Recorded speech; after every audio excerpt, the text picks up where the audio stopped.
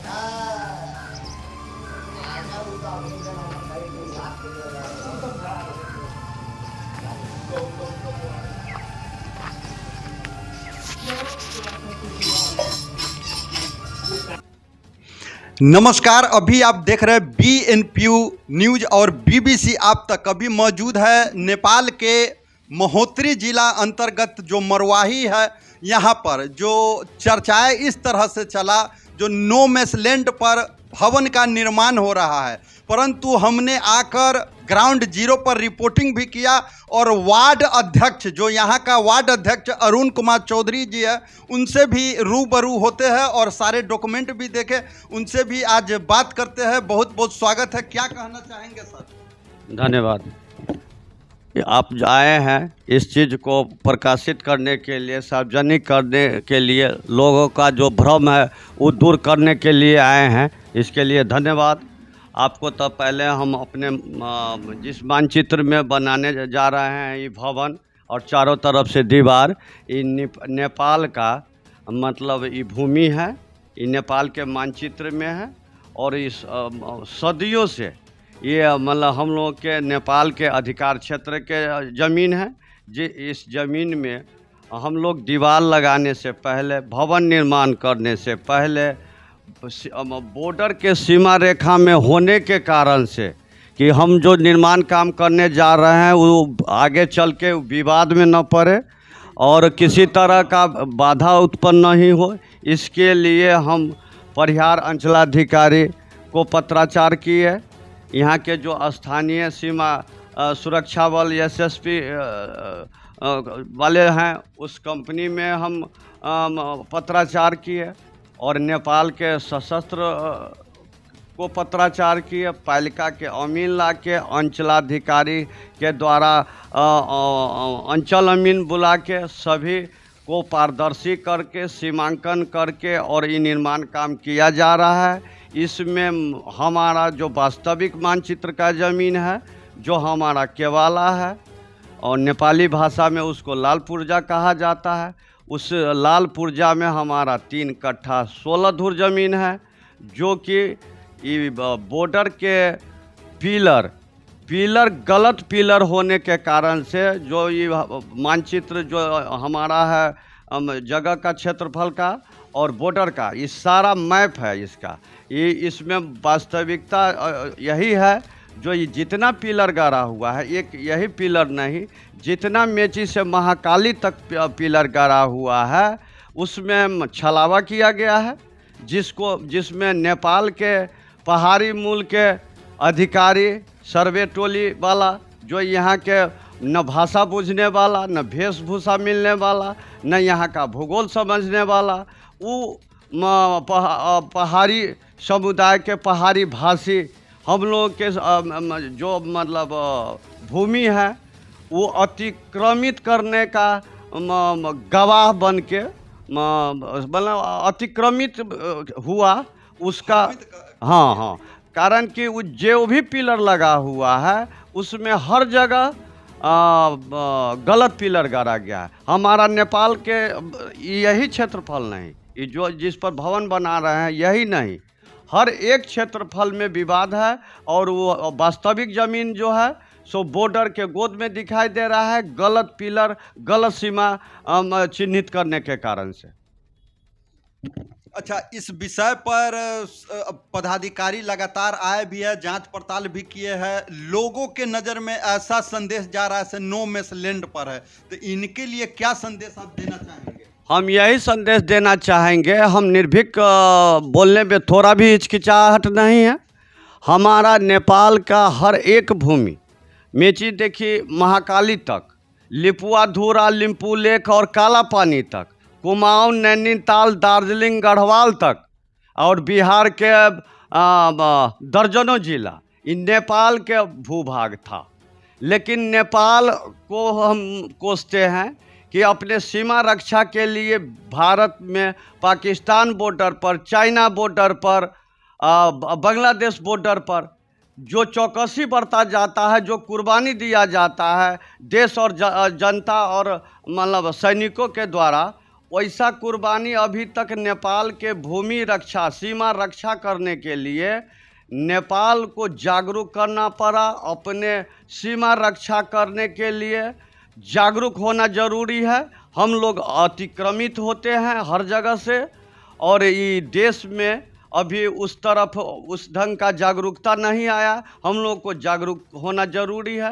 भारत के तरफ से मनमाना बांध निर्माण किया जाता है, भारत के तरफ से मनमाना रोड निर्माण किया जाता है। हम लोगों को मतलब छोटा मुल्क या कमज़ोर राष्ट्र होने के कारण से हमको लगता है जै बॉर्डर पर भी संयुक्त बॉर्डर है, आधा भाग नेपाल का अभी बॉर्डर का जो निर्माण हुआ होगा तो आधा भाग नेपाल का रहा होगा, आधा भाग हिंदुस्तान का रहा होगा। लेकिन अभी देखते हैं वर्चस्व एक तरफा भारतीय सीमा सुरक्षा बल का है, और नेपाल वाला हर एक नाका पर भारत को काउंटर देने के लिए सशस्त्र प्रहरी बल लगाए हुए हैं, लेकिन उसको किसी ढंग का बिजनेस सीमा रक्षा के लिए कोई ट्रेनिंग या तालीम या प्रशिक्षण नहीं दिया गया है।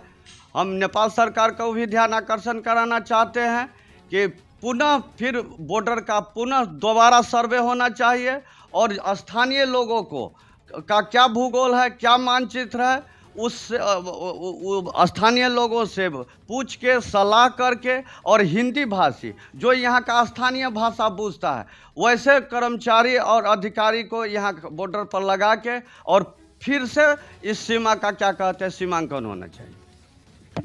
और भारत नेपाल बेटी रोटी का संबंध माना जाता है, बेटी रोटी का संबंध भी है, भी भारत का बेटी नेपाल में, नेपाल का बेटी भारत में, इस पर क्या कहना चाहेंगे? नेपाल भारत का जो ये बेटी रोटी का संबंध है ये सराहनीय है, और बेटी रोटी का संबंध होने का मतलब लाभ हम लोग, जैसे खुला सीमा है, खुला सीमावर्ती क्षेत्र के लोगों को लाभ है, जो चीनी, खाद्य वस्तु इत्यादि लोग लाभ ले आता है। लेकिन अगर भारत चाहे अगर नेपाल को भला, तो नेपाल हमको लगता है समृद्ध राष्ट्र कहलाएगा। लेकिन भारत ये पड़ोसी राष्ट्र होने के नाते 760 किलोमीटर खुला सीमाना है, लेकिन इसका लाभ जो ये भारतीय भाषी लोग, आधा जनसंख्या भारतीय मूल का है। अब इसको भारतीय मूल का साइन बोर्ड नहीं है, लेकिन हम लोग बोलचाल के भाषा में भारतीय मूल इसलिए कहते हैं कि जैसा वेशभूषा भारतीय का है, वैसा यहाँ आधा आबादी नेपाल में भारतीय मूल मतलब भाषा भाषी का लोग है। लेकिन भारत का जो मतलब कि हिमायत होना चाहिए मतलब इस भाषी हिंदी भाषी लोगों के प्रति या भारतीय मूल वाला के प्रति वो नहीं होता है। इसके कारण से यहाँ पहले तो राजनीतिक स्थिरता नहीं है। अब तो दोष देंगे मतलब जो नेपाल के नेता लोगों को, लेकिन कहीं भी पड़ोसी अगर मजबूत रहता है तो कमज़ोर को हमेशा दबाने का कोशिश होता है। अब ये देखिए हमारा कोसी, गंडक, करनाली, क्या नाम है वो पश्चिम में टनकपुर, इस सब हमारे साथ छल हुआ है, छलिया मतलब संधि है। कोसी बैरेज हमारे सीमा में है, चाबी ताला चाबी भारत के पास है। तो हर एक जगह से हम देखते हैं भारत के साथ दोहनत। अगर हम जैसे शत्रु राष्ट्र चाइना है मतलब भारत के, ये कहने में थोड़ा भी हिचकिचाहट नहीं है, पाकिस्तान है, बांग्लादेश है, लेकिन सबसे हिमायती राष्ट्र नेपाल है। अगर भारत थोड़ा भी अगर नज़र अच्छा रहता, दृष्टि अच्छा रहता, तो आज नेपाल समृद्ध बना रहता। किस का मतलब हमारे पास जो जल संपदा है, चाइना शत्रु राष्ट्र है, उसका मार्केट सबसे बड़ा मार्केट इंडिया है जो शत्रु राष्ट्र है। अगर हम जल संपदा में आगे हैं तो अगर हमको बिजली अगर भारत ले ले तो हम बिजली बेच के हम अपने आप को संपन्न बन जाएंगे, स्विट्जरलैंड बन जाएंगे। लेकिन वो बेचारा अंधेरे में रहना पसंद करेगा, जो ही पड़ोसी धनी कहीं हो जाएगा, और वो हमसे बिजली नहीं। अगर हम बांग्लादेश ले जाएं, अन्य दूसरा राष्ट्र ले जाए, तो जाने के लिए बाटो बहुत विलम्ब से एगो रूट बांग्लादेश बिजली पहुंचाने के लिए मिला है। ये कदम आज से 20 साल पहले होना चाहिए। और यहाँ राजनीतिक स्थिरता कैसे बहाल होगा नेपाल में? आज तक नेपाल में 5 साल कोई प्रधानमंत्री नहीं टिक पाया। उसका दोष हम अपने ऊपर लेते ही हैं, साथ साथ हम भारत को भी कोसेंगे।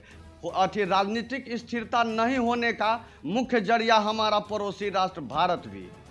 हमको राजनीतिक रूप से स्थिर जब तक नहीं होंगे, हम यहाँ के स्थानीय मुखिया हैं आपके भाषा में, अगर हमको 5 साल जनता निर्वाचित किए हुए, 5 साल के अंदर में हमको कोई नहीं हटा सकता है। हम कोनो फौजदारी मुद्दा कर हम पर लग जाएगा तभी हटेंगे, या हमारा मृत्यु हो जाएगा। लेकिन केंद्र में 5 साल तक अस्थायी गवर्नमेंट नहीं होने का मेन कारण उधर से चाइना का दूषित राजनीतिक, इधर भारत का दूषित राजनीति। इसके कारण इस देश के अर्थ में अभी 36 या 37वां प्रधानमंत्री। जब तक हम स्थिर नहीं होंगे, अगर हमारा पैर स्थिर होगा, मजबूत होगा, तब ना हम जिस घर का खंभा मजबूत होगा वो घर न टिका। मेन खंभे कमजोर है तो वो घर का क्या हाल होगा? वही यहाँ राजनीतिक स्थिरता नहीं है। उसके बारे में जो विदेशी मतलब क्या कहिएगा कूटनीति, नेपाल के प्रति भारत का जो कूटनीति है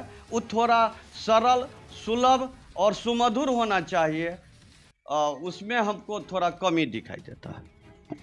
चलिए, अपने जो भारत के साथ जो गतिविधि घटी इसके बारे में भड़ास निकाले। समझिए, एक पड़ोसी देश होने के नाते पड़ोसी देश के जो नागरिक है, एक मुखिया जी है, यानी भारतीय भाषा में कहा जाए तो मुखिया, यहाँ के भाषा में वार्ड अध्यक्ष। तो प्राथमिक शिक्षा से लेके और स्नातक तक, प्राथमिक शिक्षा सुरसंड बिहार से, और स्नातक मुजफ्फरपुर एलएस कॉलेज लंगट सिंह महाविद्यालय से हम राजनीतिक शास्त्र से ऑनर्स किए हुए हैं। हमारा भारत के प्रति जितना सहानुभूति है, हम भारत नेपाल को तो एक जैसा समझते हैं, लेकिन भारत का जो कूटनीति है, जो नज़रिया है, उससे हम लोग प्रताड़ित है। भारतीय मतलब सीमा क्षेत्र में देखते हैं, एगो मतलब अंतर्राष्ट्रीय मापदंड है कि तटबंध लगाना है इतना दूरी हटके, 1 किलोमीटर दूरी हटके।